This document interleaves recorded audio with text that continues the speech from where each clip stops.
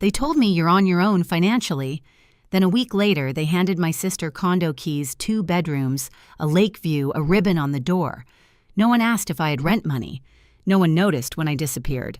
4 years later, my name hit Forbes and my research changed everything. That's when my mother showed up, uninvited, smiling like she owned the place. She said she'd come to celebrate, but in her purse was a piece of paper that made my blood freeze. I thought she wanted forgiveness. She wanted something else. Something worth exactly $1 million. My name is Linda Hayes. I grew up in a house that looked normal from the street, 2 stories, trimmed hedges, the kind of place where neighbors waved from driveways and said, "Nice family." Inside, though, it was like living in a play where I was the understudy who never went on stage. My mother, Margaret, ran the house like a director with one favorite actress, my sister, Sophie. Every conversation circled back to her. Every photo on the mantel had her in the center. If I was in the frame at all, it was by accident. Sophie sparkled. She was the dancer, the baby girl, the one Mom called her miracle. When she performed, Dad stood up to record it. When I brought home straight A's, he didn't even look up from his newspaper. Mom would say, "We don't brag in this house, Linda," but somehow bragging about Sophie was fine. At 16, Sophie got a car with a red bow. I got her old bus pass and a reminder to be grateful. Dinner was the same script every night, Dad talking about work, Mom praising Sophie, me clearing plates while pretending not to care.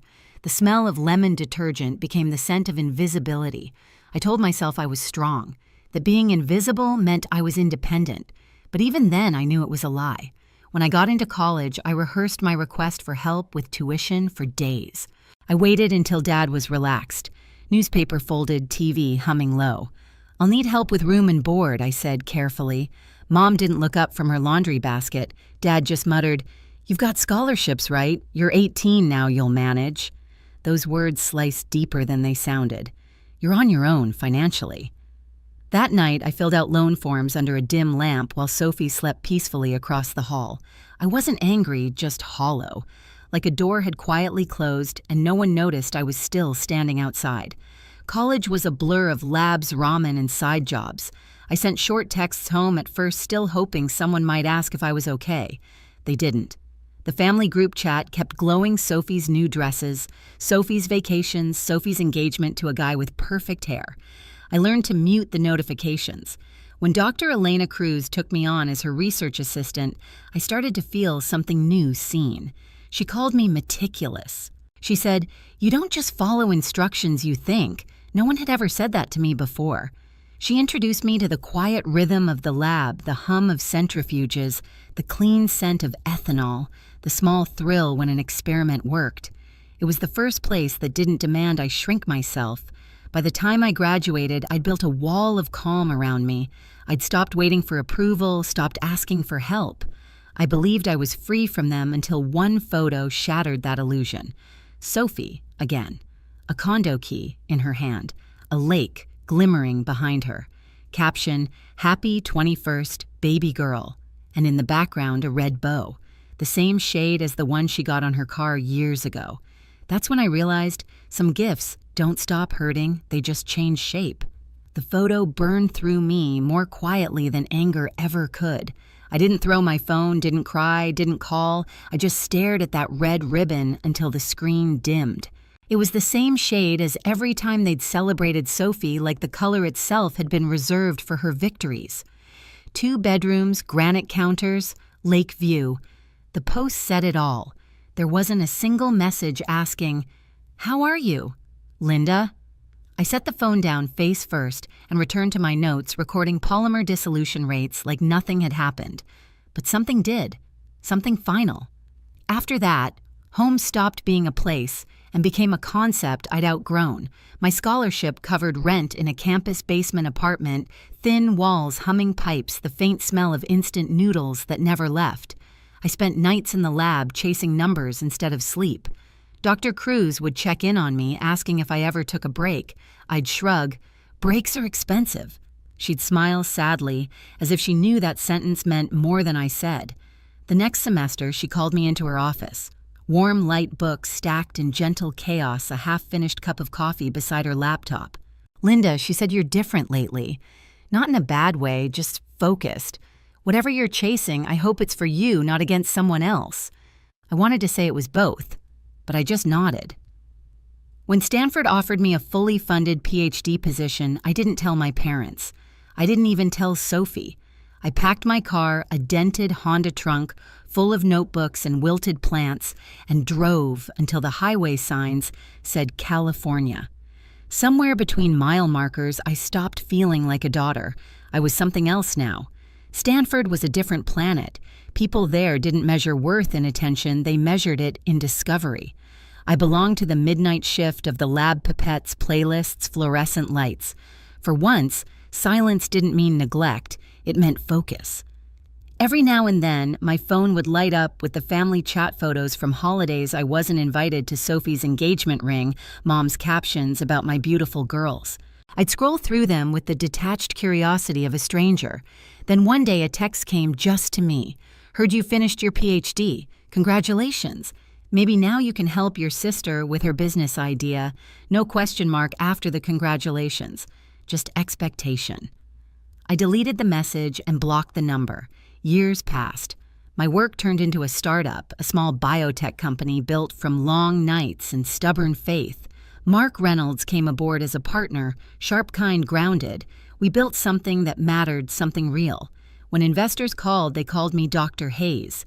The same name that once meant nothing in my family group chat now opened doors in places they'd never stepped foot in. Success came quietly at first, then all at once. Funding rounds, headlines, an acquisition offer, and that's when the noise found me again. A friend texted, "Your mom just posted about you." I opened Facebook for the first time in years. There it was, Margaret Hayes smiling proudly beside Sophie. So proud of my daughters. One runs a business, the other just made a scientific breakthrough. A mother's sacrifices are finally worth it. Sacrifices. The words sat like lead in my throat. I stared at that post until the edges blurred. It wasn't just a lie, it was a rewrite. She'd erased years of silence, replaced them with gratitude she never gave. For a moment, I wanted to comment, to remind her I hadn't spoken to her in nearly a decade. But then I realized she didn't post that for me. She posted it for herself. So I did nothing. And that's what drove her crazy. Weeks later, my assistant buzzed in through the intercom. "Linda, there's a woman here asking for you, says she's family." I froze. Family. The word I'd buried years ago. "Send her in," I said, voice steady but heartbeat sharp. And when the door opened, I smelled her perfume before I saw her vanilla and guilt, both too sweet to be real. She looked exactly as I remembered, immaculate hair pearls, a confidence that filled any room before she spoke. "Linda," she said, arms wide like this, was a reunion, not an intrusion. I stood up slowly. "Mom." She glanced around my office, taking inventory, glass walls, framed patents, the hum of success. "So this is where all the genius happens," she said. "You didn't even tell us." Imagine my surprise reading about my own daughter in Forbes. I forced a smile. "You could have called."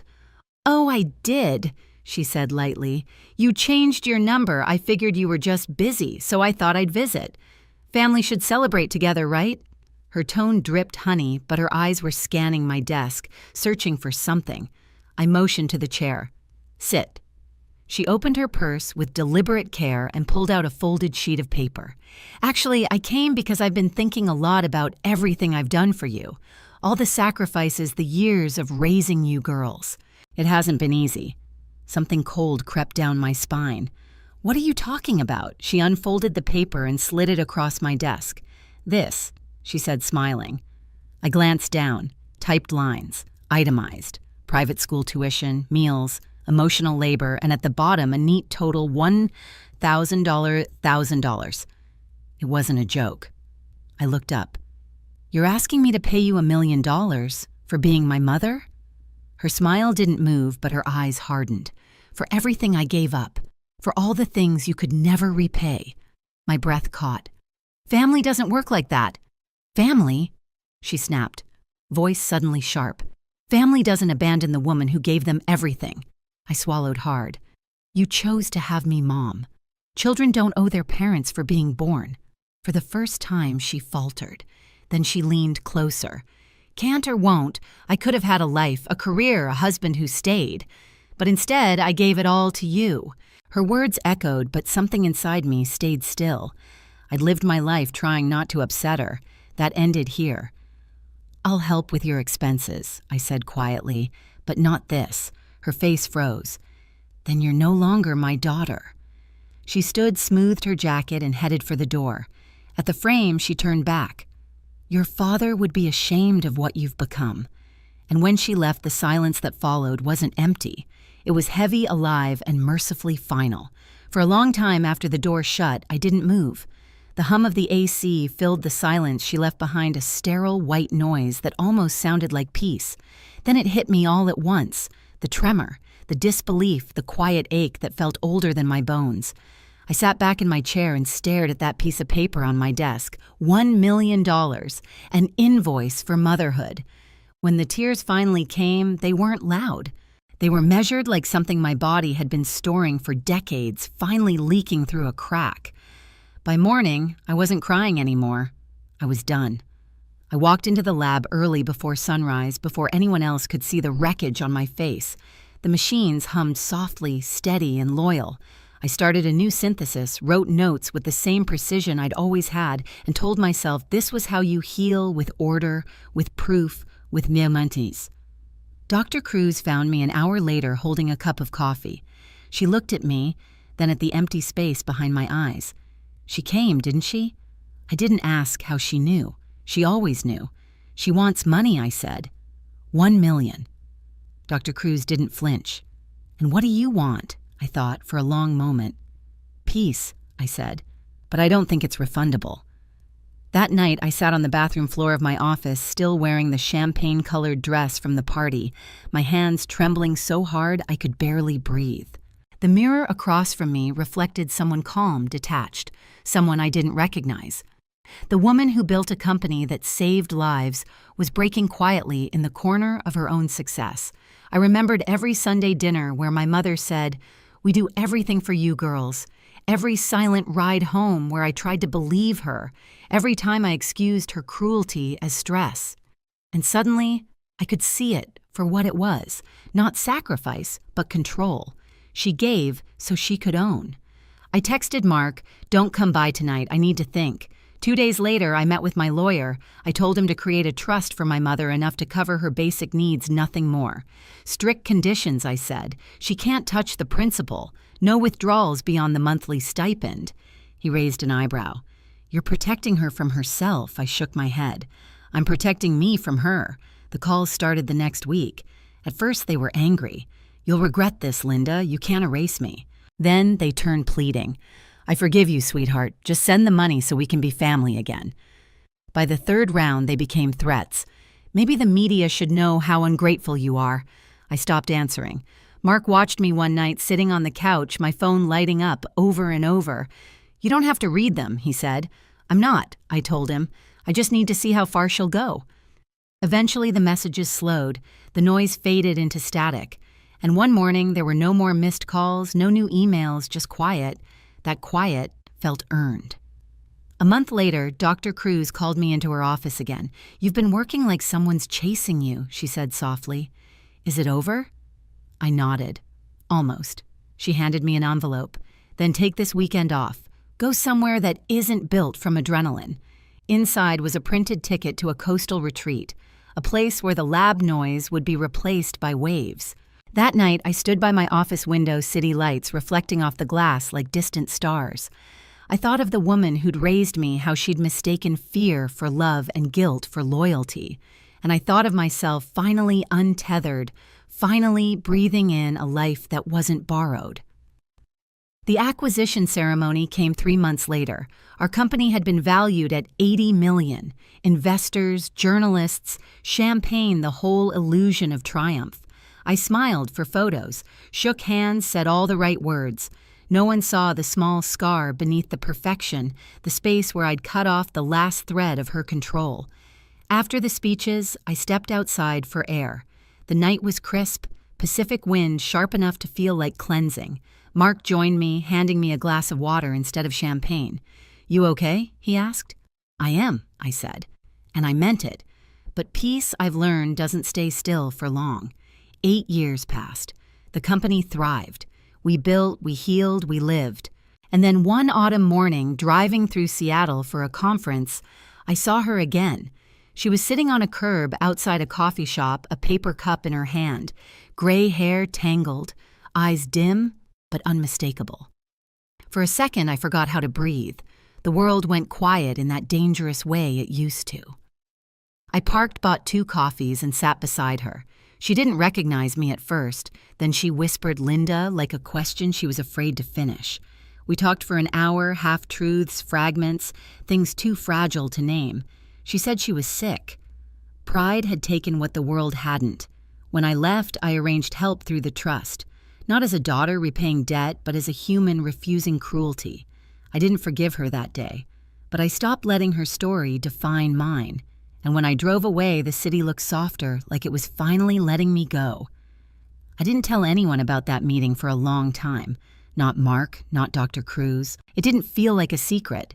It felt like closure. I didn't have to perform. The following week, I got a call from the social worker overseeing her case. They said she'd accepted the help but refused to list me as emergency contact. I almost laughed. Even at the end, she wanted the last word. I didn't fight it. Instead, I focused on the small mercies. She was safe. She had food. She wasn't on the street. The rest was no longer my job to fix. Some nights, I'd sit on my balcony looking over the city thinking about how peace isn't loud. It doesn't roar like revenge or crash like heartbreak. It hums steady quiet like the machines in the lab that once held my world together. Dr. Cruz retired that winter. At her farewell dinner, she took my hands and said, "You've built everything you once wished someone would build for you. Don't forget to rest inside it." I promised I would try. Mark and I grew our company slowly, carefully. We created scholarships for girls in science, kids who reminded me of myself before the silence hardened. Each time I saw one of them light up over a breakthrough, something in me softened too. One morning, a letter arrived. No return address, just my name in a shaky hand. Inside, one line on plain paper. "Thank you for the coffee." No apology, no signature. And yet, it was enough. That evening, I drove to the lake near our old neighborhood. The water was still the kind of stillness that holds its breath before dawn. I whispered a goodbye no one heard and let it sink into the ripples. Freedom didn't look like victory. It looked like calm. For the first time, I understood love doesn't always heal you. Sometimes it teaches you who you must become without it. People think closure is a conversation, some neat ending where everyone hugs and cries. It's not. It's the moment you stop waiting for the apology that will never come and you live anyway. I don't hate my mother. I don't love her either. I just wish her peace, somewhere far from mine. If you've ever had to build yourself from the silence your family left behind, know this: you don't owe anyone for surviving. You don't owe them your forgiveness to stay free. Share your story in the comments. Someone out there needs to hear it. And if this story found you, stay. There's more to tell.